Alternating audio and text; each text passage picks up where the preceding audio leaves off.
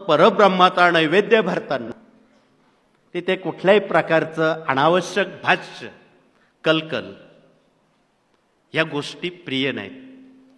तुम्ही इथल्या ज्योतिर्लिंगातलं बघा, इथे आमचे आप्पासाहेब शिकरे बसलेत.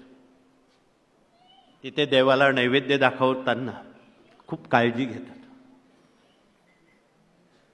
नैवेद्य आणणारी व्यक्तीचं पावित्र्य आहे, पोशाख आहे.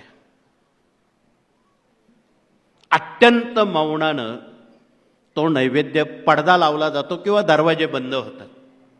त्यावेळी तो नैवेद्य दाखवला जातो. लोकांसमोर देवता जेवत नाही, भोजन घेत नाही. या साऱ्या बाबी देशभरातली जी महत्वाची देवस्थानं आहेत, ज्योतिर्लिंग आहेत, बालाजी आहेत, मदुराई मीनाक्षी आहे, इथे नैवेद्य भरताना आजही या साऱ्या गोष्टी लोक तिथे कटाक्षानं पाळतात. म्हणून ती देवस्थानं मोठी आहे. म्हणून हे सर्व करताना निदान आपण कमीत कमी किती गोष्टी पाळाव्यात. मौनता आपण पाळू शकतो, पावित्र्य तर पाळणं भागच आहे. मग एवढं जरी आपण पाळू शकलो, नैवेद्य भरताना कुठली कलकल कटकट होणार नाही, तुम्ही मोठेपणा होणार नाही, एवढी भगिनींनी काळजी घ्यावी. नैवेद्य भरताना नैवेद्य कसा भरावा हे मराठी अस्मितेमध्ये गेली 60 वर्ष सांगत आलेले ते ग्रंथ. त्यात चौकोनी मंडलापासून नैवेद्य दाखवताना उजव्या बाजूला पक्वान्न, डाव्या बाजूला भाज्या, कोशिंबिरी, मीठ, लिंबू, हे जे सारे प्रकार नैवेद्य भरण्याचे आहेत ते आजही मराठी अस्मितेच्या ग्रंथामध्ये सचित्र आहेत. म्हणून याप्रमाणे आपण ती काळजी घ्यावी.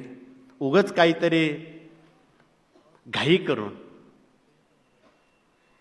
लोकांचं चित्त विचलित करणं हे उचित नाही. या सर्व बाबी अत्यंत प्रासादिक आणि मनोभावे व्हाव्यात हा आशय आहे. गेल्या 60 वर्षापूर्वी स्वामी युगाचे युगप्रवर्तक आणि परमपूज्य दादांचे गुरु नारायणदासजी पिठले महाराज वयाच्या शतकापर्यंत स्वतः नैवेद्य दाखवायचे. स्वतः स्वयंपाक करणार, स्वतः दाखवणार, स्वतः सगळं करणार. एवढं कडक नियम पाळून स्वामींना ते नैवेद्य दाखवायचे. पण त्या वेळेत 10:30 पूर्वी 15 मिनिट आधी नैवेद्य तिथे पोचलेला असायचा.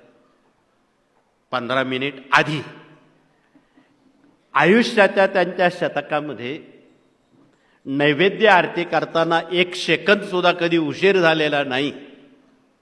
हा दंडक त्यांनी स्वतःच्या मनावर रुजवलेला होता. तेव्हा हे कार्य पक्क्या पायावर उभं राहिलं. म्हणून पाया जर पक्का असेल तरच इमारत उभी राहते.